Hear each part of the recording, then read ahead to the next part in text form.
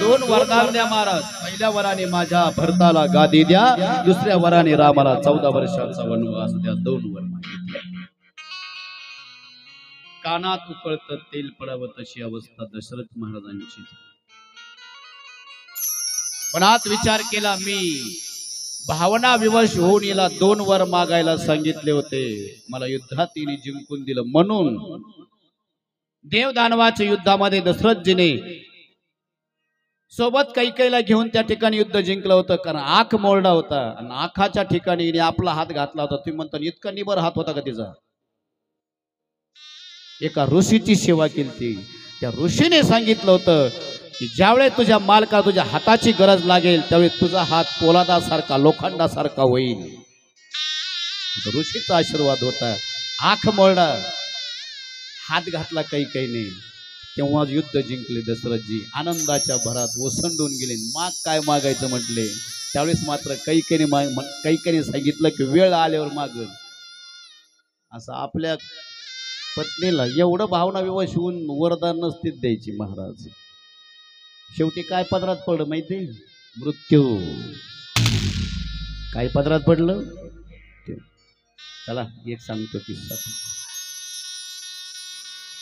फंडाचा पैसा भेटला। फंडाचा, फंड कळतो ना? फंड, फंड मालक शासकीय ड्युटीला फंडाचा पैसा भेटला आणि मालकीनबाईने सांगितलं तुम्हाला तरी काय करायचं पैशाचं, माझ्या नावावर ट्रान्सफर करा ना। अशा काही सुद्धा भारत देशात आहेत अजून। मालकाचा फंडाचा पैसा स्वतःच्या अकाउंटला घेतला आणि अकाउंटला घेतल्यावर कर्मधर्म संयोगाने 6च महिन्यामध्ये याला पॅरालिसिस झाला। काय झाला? पॅरालिसिस। हा त्या कैकेयीला म्हणायचा, अगं मला अर्धांग वायू झालाय, एक काम का करीत नाही, मला डॉक्टरकडे का घेऊन जात नाही? तर ही कैकेयी मरेपर्यंत डॉक्टरची पायरी सुद्धा चढली ह्या कैकेयीने। म्हणून दशरथ राजाला विनंती आहे, एवढं प्रेमात वाहून जाऊ नका की तुमच्या मृत्यूला तुम्हीच कारणीभूत ठराल। कळालं? आणि तो व्यक्ती ज्यावेळेस मला भेटत होता त्या व्यक्तीने सांगितलं, महाराज मी तर सांज सकाळ मरणार आहे, फक्त एकच महत्वाचं आहे, माझं उदाहरण जग प्रसिद्ध करा, म्हणजे आमचे दशरथ सावधान होतील, आमचे दशरथ सावधान होतील।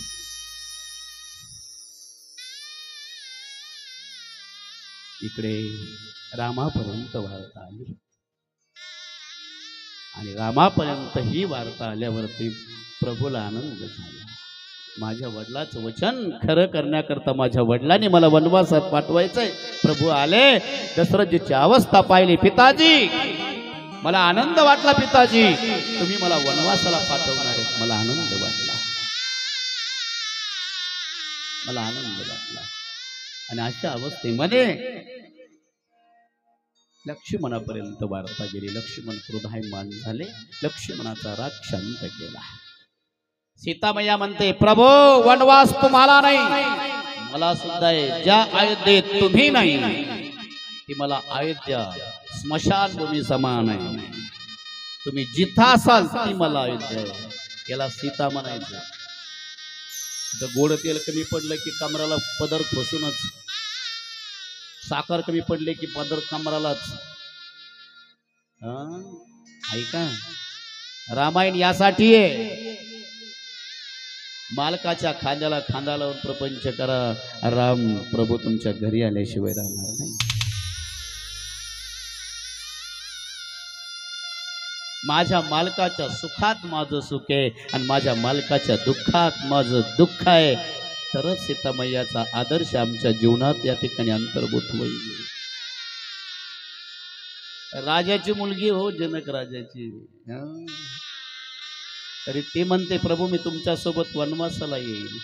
प्रभू रामजी म्हणतात, अगं वेडे, वनवासामध्ये सिंह, वाघ, लांडगे, काटे, ऊन 14 दिवस नाही 14 वर्ष. प्रभू तुमच्या करता 14 वर्षच काय 14 जन्म घेईल.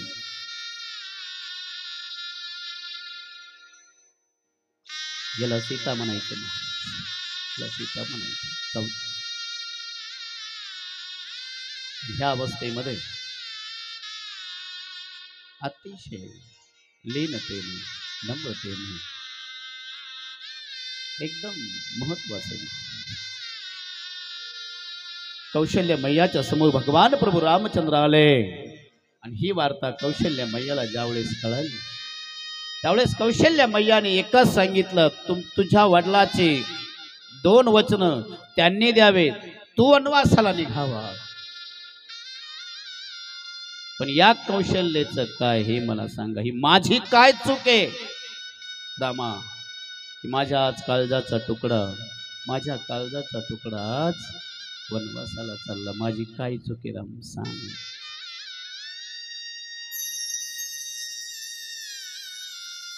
भावार्थ रामायणामध्ये कौशल्य मातेचं त्या ठिकाणी विरह सांगितलं आहे. किती दुःखी होत्या कौशल्य मैया. वना जाता रघुनंदन, काय अयोध्येची अवस्था होती माहिती? वना जाता रघुनंदन, गायेचे गळता अश्वगज करते रोदना, दुःखे पाषाण मुलता. अंबरनाथला कौशल्य मातेने धावत पळत जाऊन रामाला बिलगल्या. ते देखोनी उठा कौशल्य राम, धरिला पोटी ललाट मर्दोनी ललाटी, घातली मिठी श्रीराम. आईचं प्रेम डोक्यावरून हात फिरवला. रामा तुला जर तहान लागली भूक लागली तर काय करशील? सांग ना बाळा. या वनवासामध्ये तुला जर भूक लागली तहान लागली तर पाणी कुठं पिशील, भोजन कुठं करशील? सांग रामा मला. या आईचं प्रेम.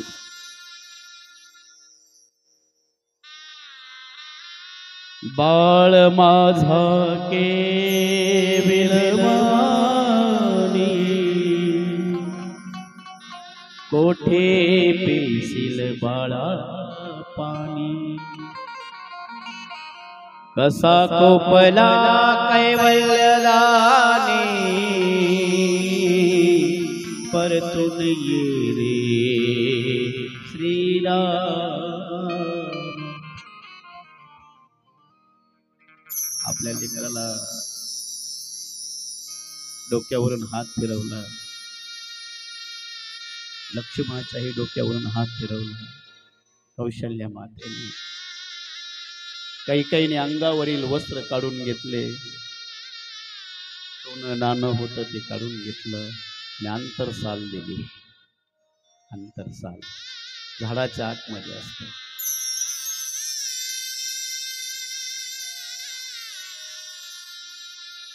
वनवासाला निघाले.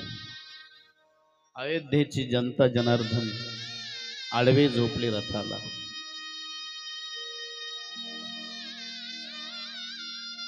देवा ज्या अयोध्येत राम नाही त्या अयोध्येत आम्ही राहू शकत नाही. तू जिथं तिथं माझी अयोध्या आमची अयोध्या आहे रामा, तिथं आमची अयोध्या आहे. सगळे रामासोबत अयोध्येसाठी निघाले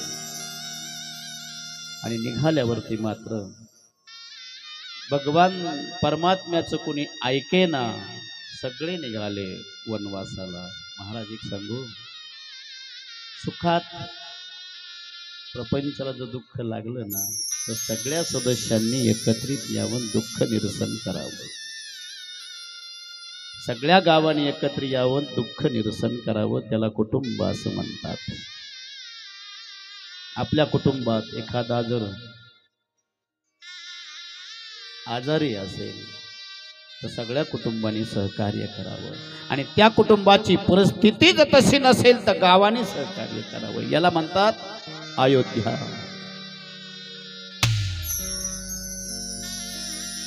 सगळी अयोध्या निघाली रामाच्या सोबत वनवासाला. देव म्हटले मी रथ घेऊन पुढे जातो, तुम्ही मागे या. आले मागे मागे. संध्याकाळ झाली, झोपा आता. सगळे झोपले. आता देवाच्या कुशीत झोपल्यावर किती सुंदर झोप येत असेल. सगळे निवांत झोपले महाराज. पहाटे 4 वाजले. रामप्रभूने सांगितलं सुमन रथ गंगेकडे घेऊन चल. निघून गेले प्रभू रामचंद्रजी. झोपेत टाकून निघून गेले. कोणाला? स्वतःच्या गावाला. म्हणून रामायणामध्ये झोपलं नाही पाहिजे. हे महाराज झोपेत टाकून निघून गेले स्वतःच्या गावातल्या लोकांना. हो मी त्यांचं सांगतोय. देव निघून गेला. सकाळी सगळे उठले. उठल्यावरती एकमेकाच्या राम कुठे आहे रे, सीता कुठे आहेत, लखन कुठे आहे?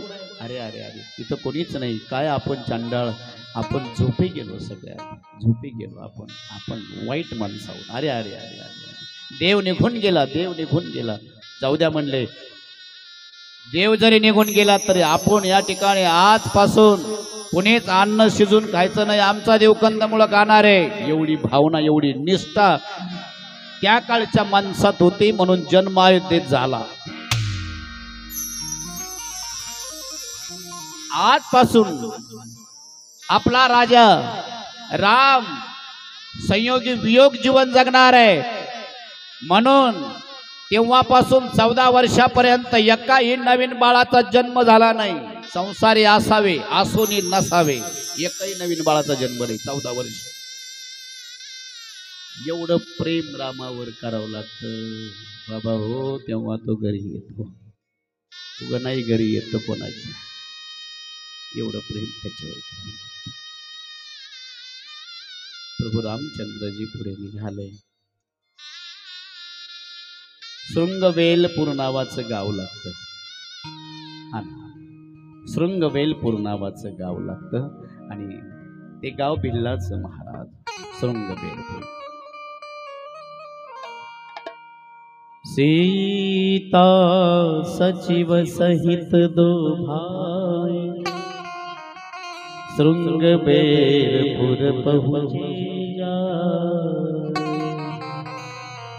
उतरे राम देव सर देखी कीन दंडवत हर सुबिसी. शृंगवेलपूर गावामध्ये राम. तिथला राजा रामाच्या रथाच्या पुढे उभा. देवा तुला लांबून नमस्कार, जय हरे. देव म्हणले लांबून का रे? आमची सावली तुला बाट लागतो ना देवा. अरे वेड्या, हे माणसाने लावलंय डोकं. मी फक्त माणूस निर्माण केला पण माणसाने सुपीक डोकं लावलं घेण्यात देण्याचं. रामाने उडी मारली. रथातून पळत गेले. कडकडून मिठी मारली. त्या भिल्लाच्या डोळ्यातून खळखळ खळखळ अश्रू आले. देवा अरे सगळं आमचा तितकारा करतेत रे, पण आज आम्हाला देवाने जवळ घेतलं. देवाने कडकडून मिठी मारली. आमचं अवभाग्य कोणा जन्माचं पुण्य केलं असेल या भिल्लांनी. आम्ही अतिशय आनंद झाला. ऊंच नीच काही नेने भगवंत तिष्ठे भाव भक्ती देखोनिया. चर्म रंगो लागे रोहिदासा संगे कबीराची मागे बिनविशे. देवा आमच्या राज्यात राहा. एकदा जय घोष. जय श्रीराम, जय श्रीराम, जय श्रीराम, जय श्रीराम, जय श्रीराम. देवा आज आमचं आमचं नगर अतिशय सुंदर पावन झालं देवा. एक काम करा म्हणजे काय, आमच्या नगरात चला. देव म्हटले मी नगरात येऊ शकत नाही, मी सध्याला वनवासामध्ये. मग आमच्या गाव कुसाला राहा.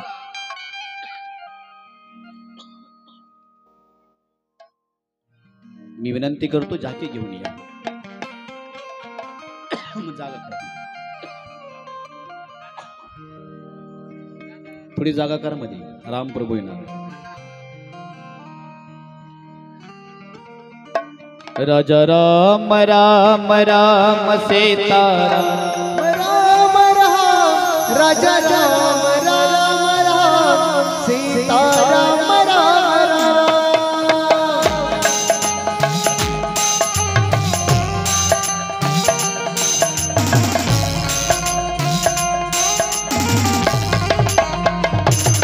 राजा राम राम राम सीताराम राम राम.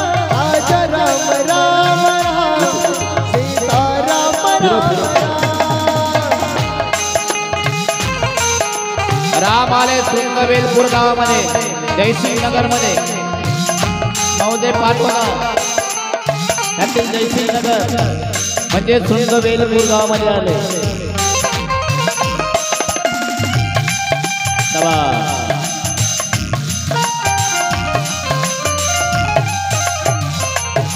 राजा राम राम राम सीताराम राम राम. राजा राम राम राम सीताराम राम राम. जय हो प्रभु.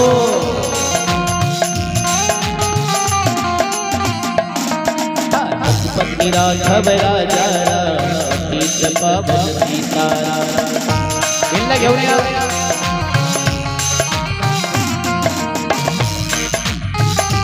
बिल्ला आणि बिल्लाची पत्नी आली.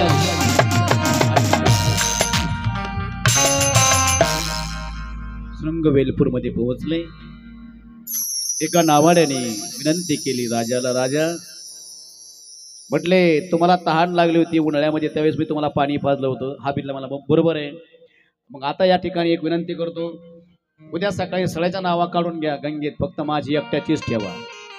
आणि तुम्ही त्यावेळेस मला वरदान दिलं होतं की तुम्ही मागाल ते मी या ठिकाणी देईन. एकच वरदान तुम्ही मला द्या. काय? हा, नावा सगळ्याच्या काढून घ्या. आणि तेवढ्यामध्ये मात्र भगवान प्रभूचे पाय धुण्याचा योग त्या भिल्लाचा होता. भगवान प्रभू कोणाला काही मागत नाही, पण इथं मात्र मागितलं. कोणी मागितलं? देवाने नाही, लक्ष्मण. मागिना आवन केवट आनन. काय मागितले? नाव आल्या, तुझे नाव दे.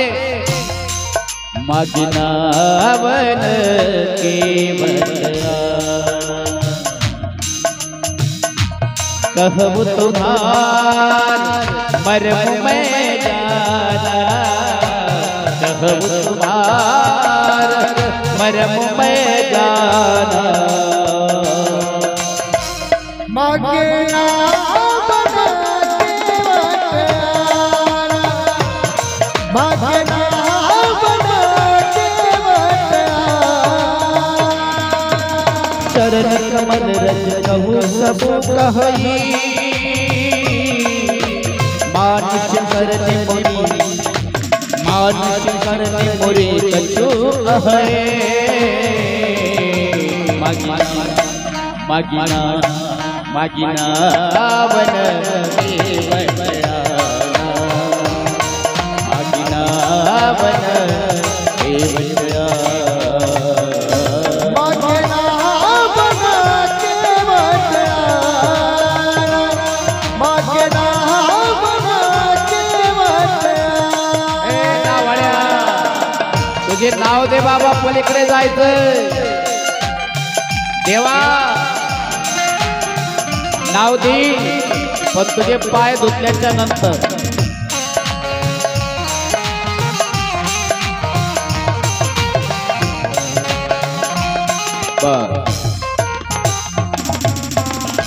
जय श्रीराम. जय श्रीराम. जय श्रीराम. जय श्रीराम.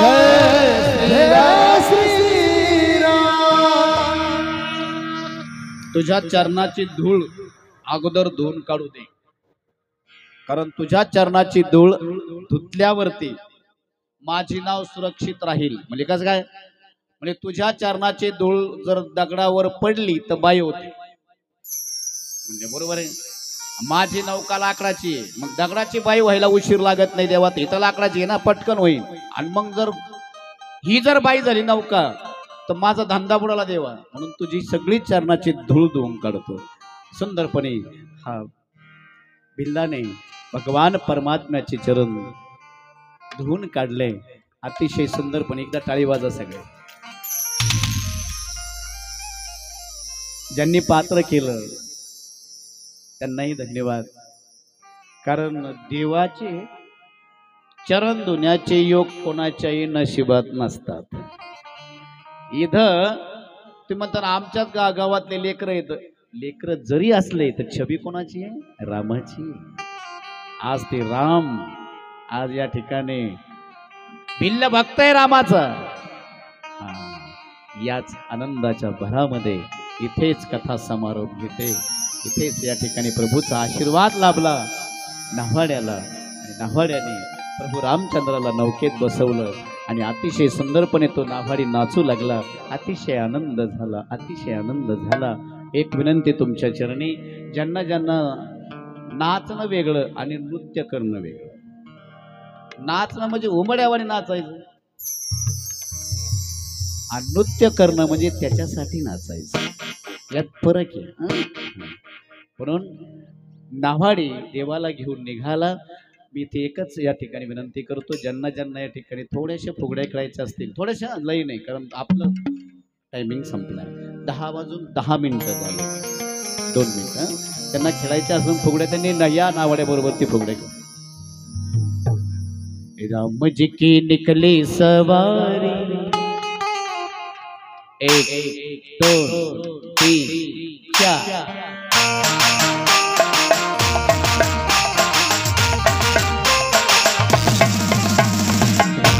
निकली सवारी, राम जी की लीला है लहारी ही लहारे.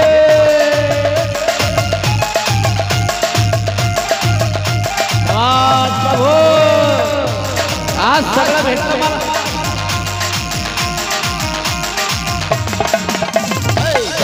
निकली सवारी, राम जी की लीला है लहारी लहारे.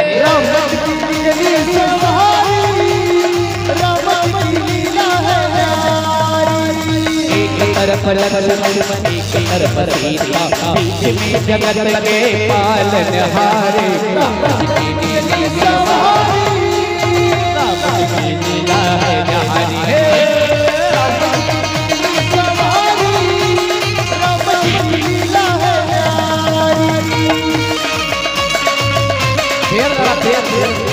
महिला वर्ग फेर, महिला वर्ग फेर, बोल आवाज. अरे अरे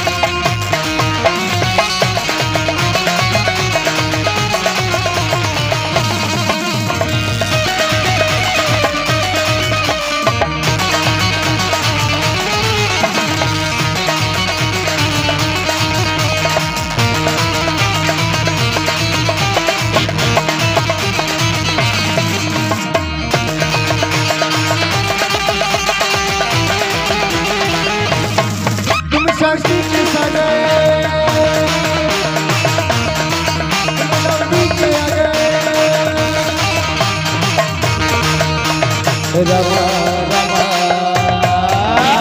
जैसे की चाल हो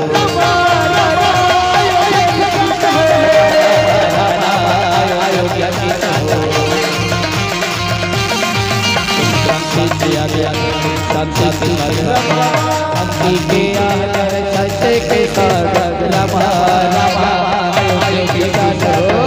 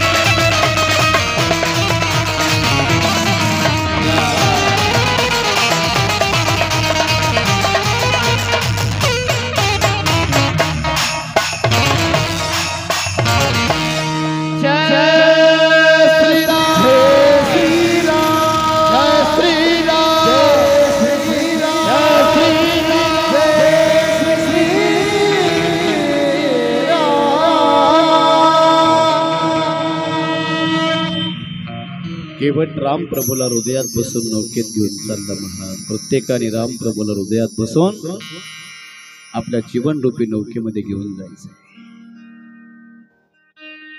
चला आता आरती करून घेऊ. आरती करता उभे राहा सगळे.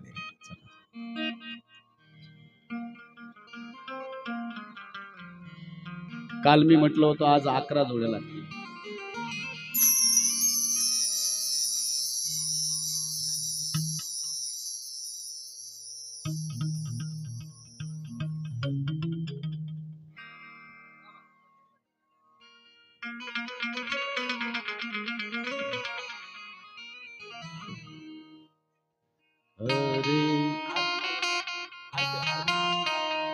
आधी आरती होऊ द्या. आपण आरती हा